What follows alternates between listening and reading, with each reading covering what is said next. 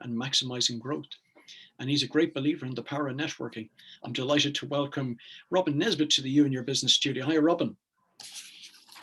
Alec, good afternoon. Thank you for having me. Oh, fantastic. Great stuff. Anyway, Robin, tell me this. You know I'm going to take you back to your school days. Last year at school, it is, well, it's longer for a lot more of us. But anyway, taking you back there, were you this academic? Were you the bum? What were you going to do with yourself when you went back to school? I think, but when I started secondary school, I was a bit of an academic, but then teenage years kicked in, Alec, and as soon as I was able to leave school at 16, I was out the door. Right. So academia wasn't for you. You were looking for money in the pocket, I gather. Anything to get out of school, I think that's what it was. Yes, but money, definitely. Yeah. And so, okay, the world is your oyster. So where did you head off to? And the first thing that we did, I went into the middle of Belfast and signed on for a YTP, which was the youth training program, the government fund. But going back to my father was always a working class tradesman.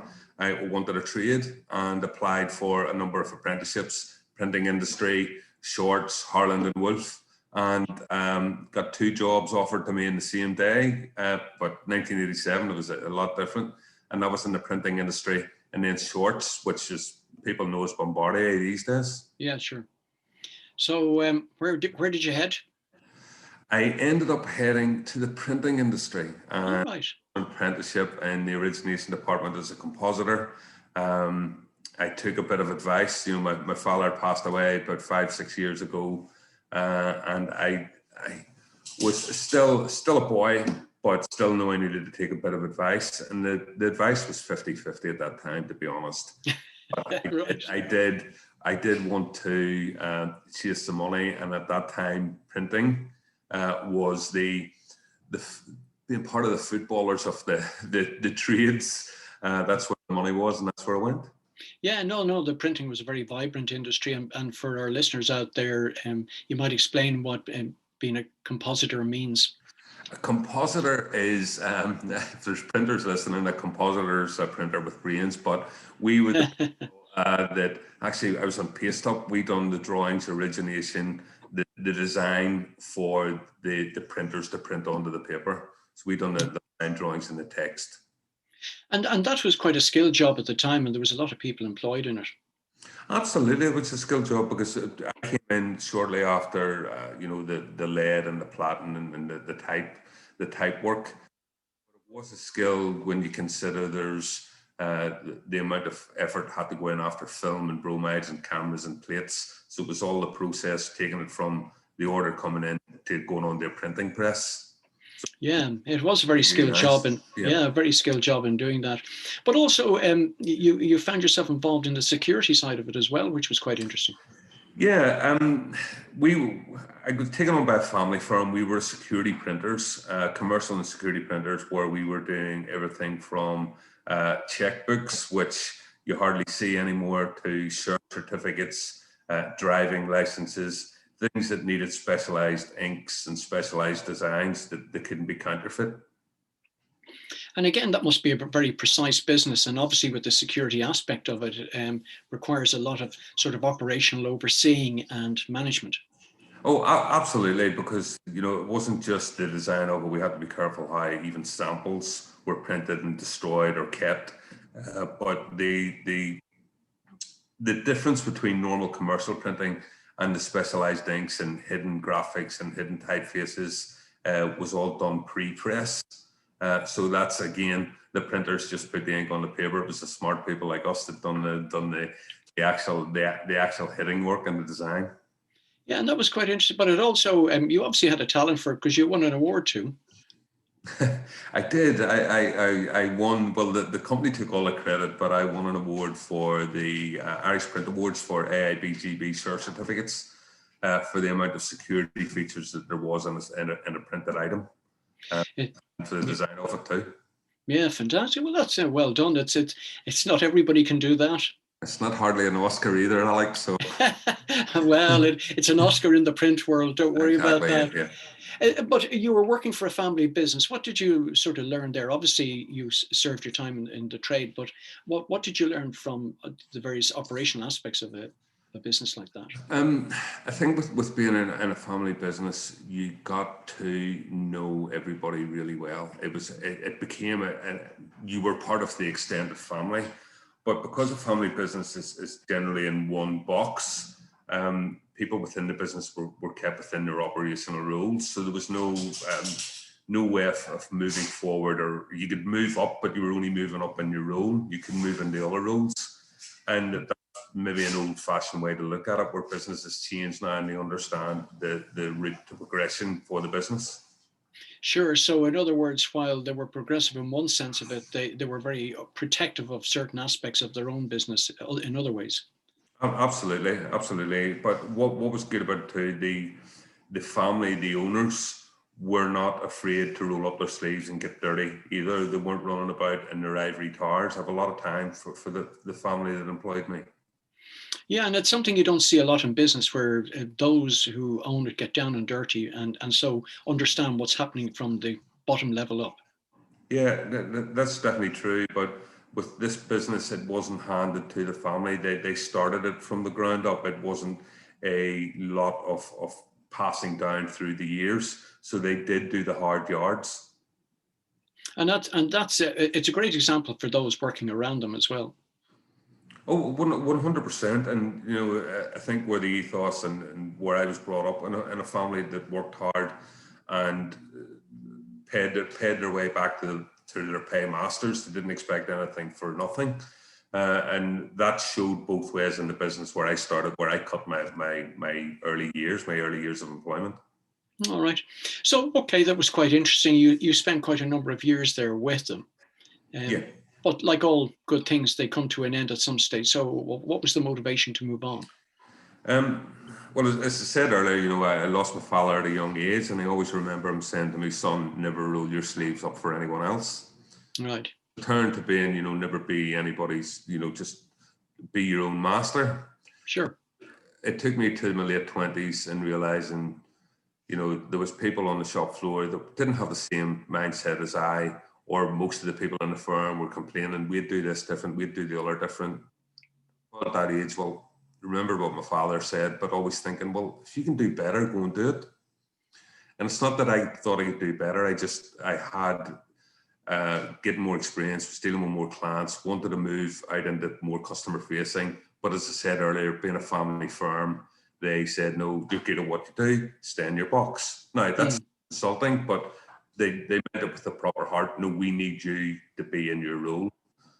But I set myself up in a print brokerage. I was able to do the design, which was Apple Mac by that time. Sure. I got my own clients and bought and sold print. How did you find that as a sort of skill? I mean, you came from the print industry, so you knew the product. What were the main challenges around setting up your own business? Cash flow, really early on cash flow, because even, as a young man, 28, 29, you think you know the world. You don't. You really don't. And I'd already sort of had a small business account.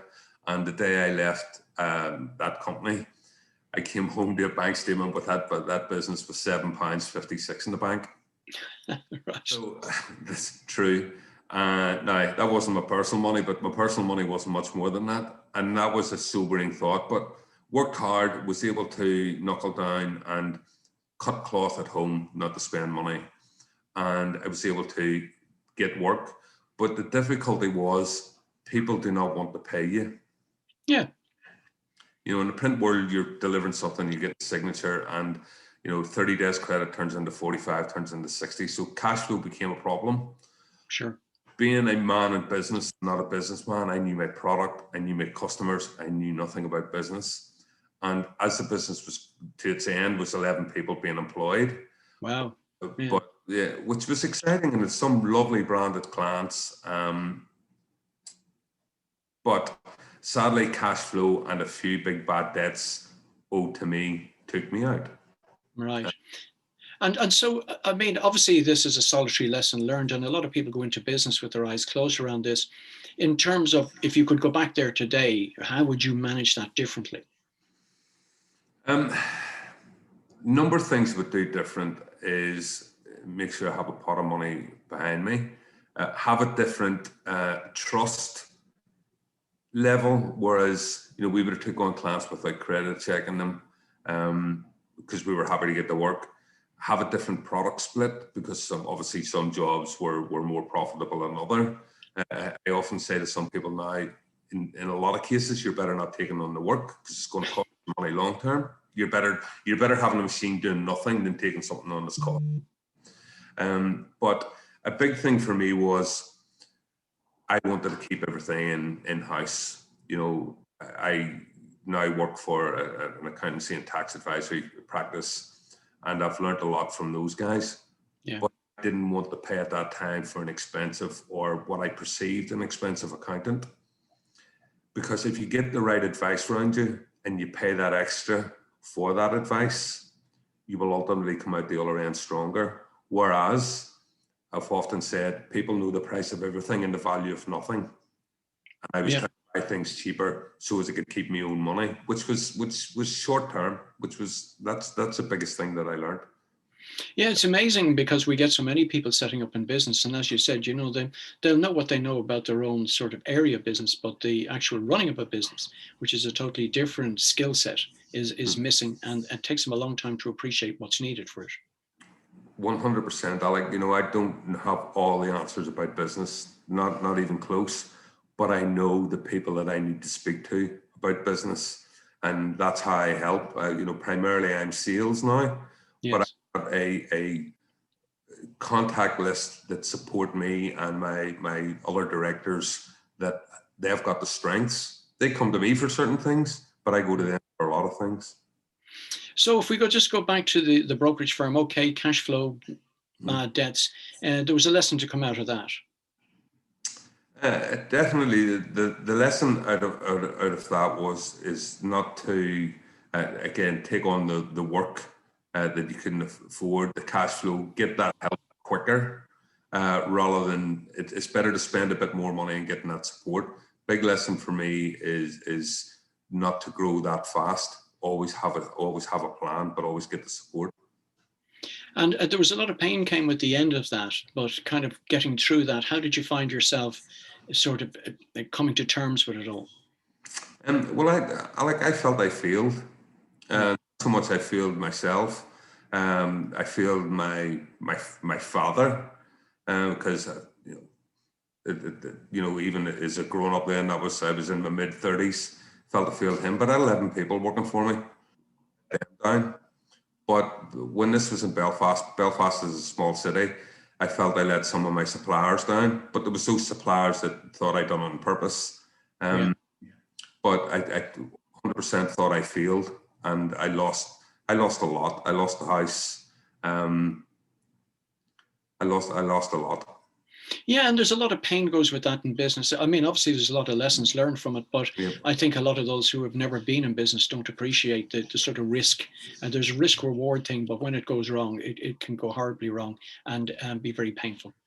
It definitely was painful. Now, looking back on it, it was the single biggest learning point of my life. Nobody died. Yes, yeah, and I think that's it's a very pragmatic way to look at it. Yeah.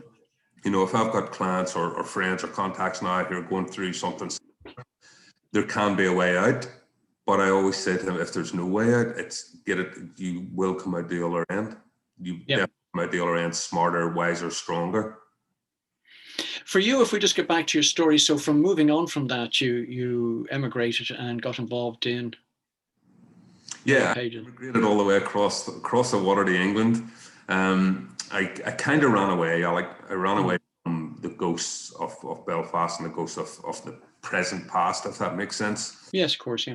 I was honoured, really, at that time to work for Yellow Pages. Now, Yellow Pages back 15, 16 years ago was still a professional and well branded and well thought of company. And I got working for them as a telephone rep. Went into the place, thought, I can sell, I'm going to be the big cheese here. But when I got in there, I realized I was just a small fish in a very, very big pond, because they were at that time, and still are, to be honest, a professional sales machine. with Sure. training, proper salespeople. Other people would argue that, but it was a sales office, not a call center. It was proper professional sales. Yeah, and there's a whole skill set around that as well that people don't appreciate. Absolutely. You know, we were, you know, you can go in, you know, salespeople, and they've got the perceived gift of the gab, and they can sell the snow to the Eskimos, all that. And yes, that's fine, but that can only take you so far until you understand that the client is central to everything, and the client is the key. You give them exactly what they want, and they will buy all day. The minute you start selling them what you want, you'll get something short term.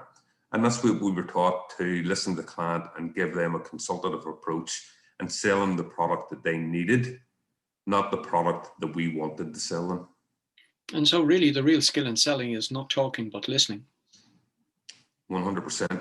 It's a cliche because it's true, but far too many, and I did from time to time, then you step back, far too many don't listen enough. Yeah, and of course also I think you need to believe in the product as well. Yeah, 100%. My thought process was, now we all had targets. It's a sales environment with product targets and with revenue targets.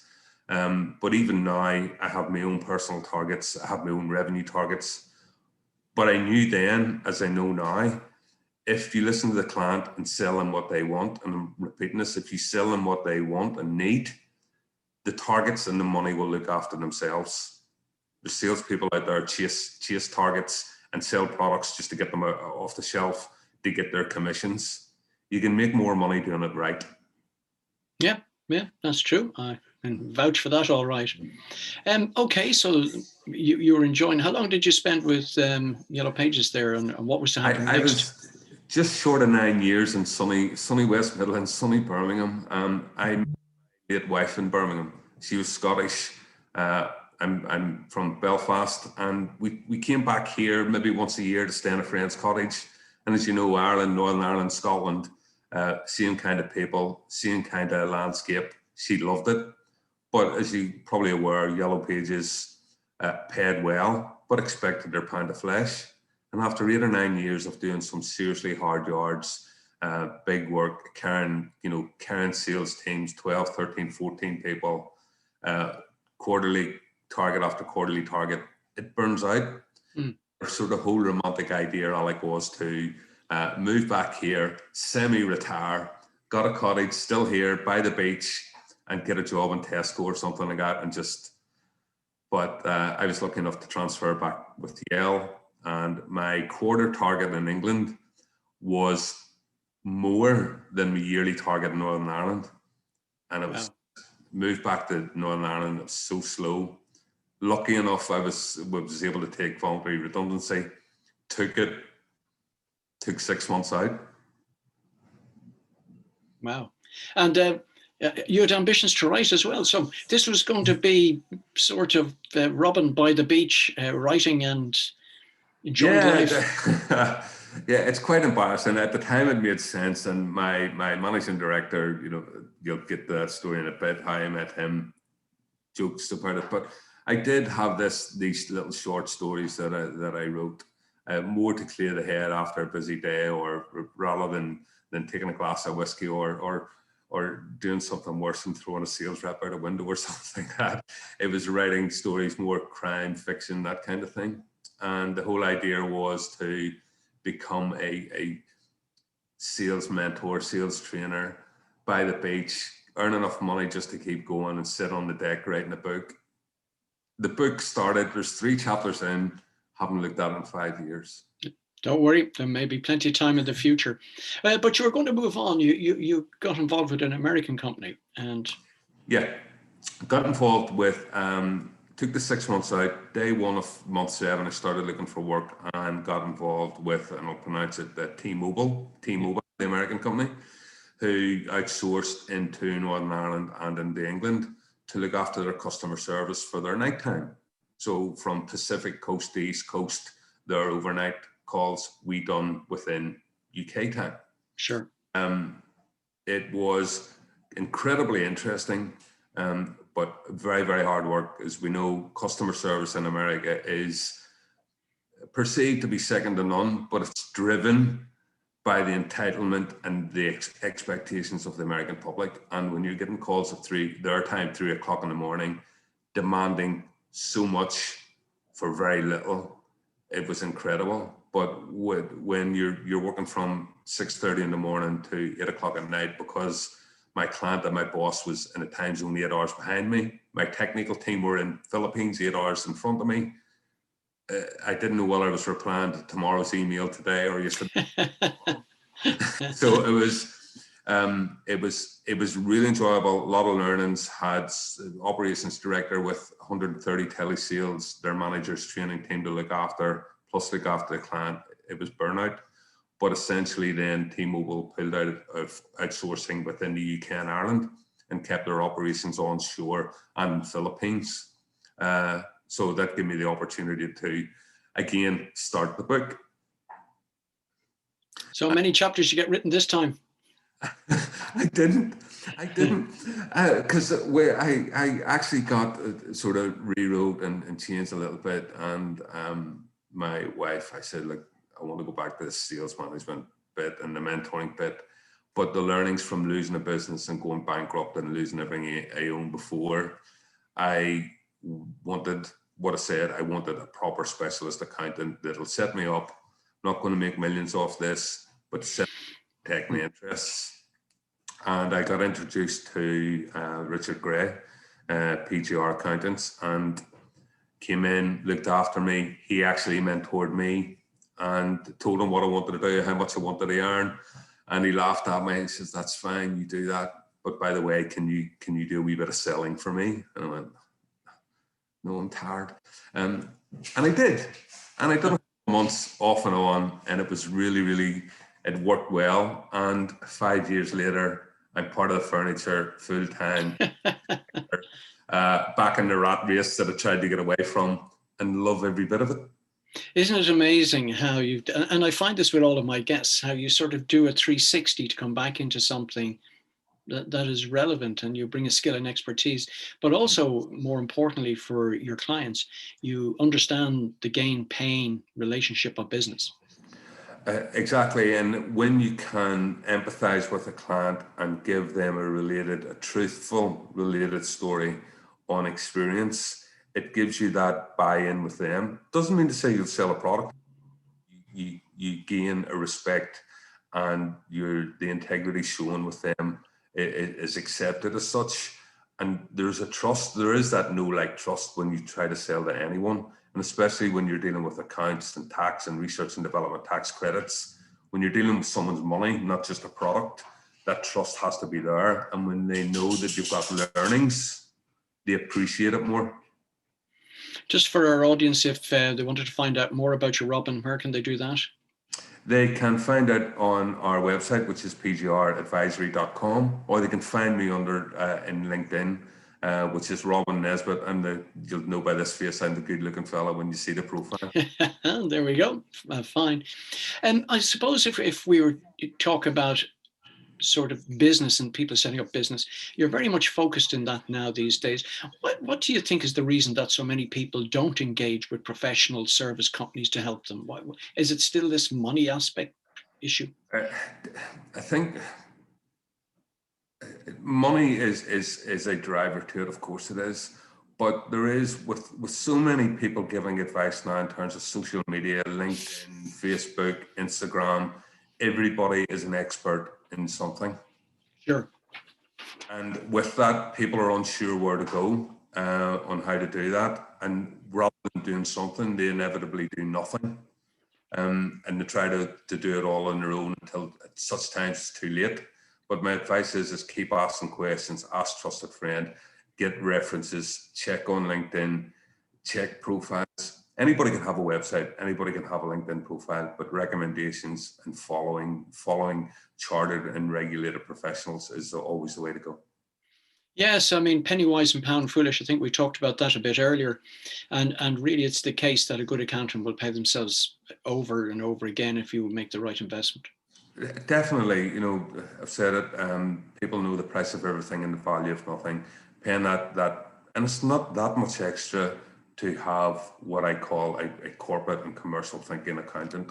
And don't get me wrong, there are accountants, good accountants out there who are happy doing the cookie cutter stuff, the accounts and the tax. But if you really want to be ambitious and grow, going through a land shift with your business, always get that advice from a supportive accountant who's going to take the time and show you different directions and give you reasons why, other than just showing you figures. I mean, speaking about that, what would you advise our listeners if they're thinking of changing their accountant now? How do you start the process and how do you start selecting the right person?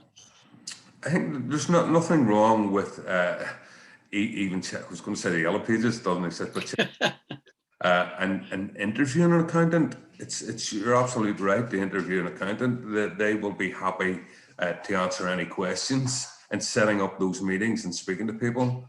But ultimately, going to networks with like-minded business people, because in those networks there will be relationships built within all walks of industry.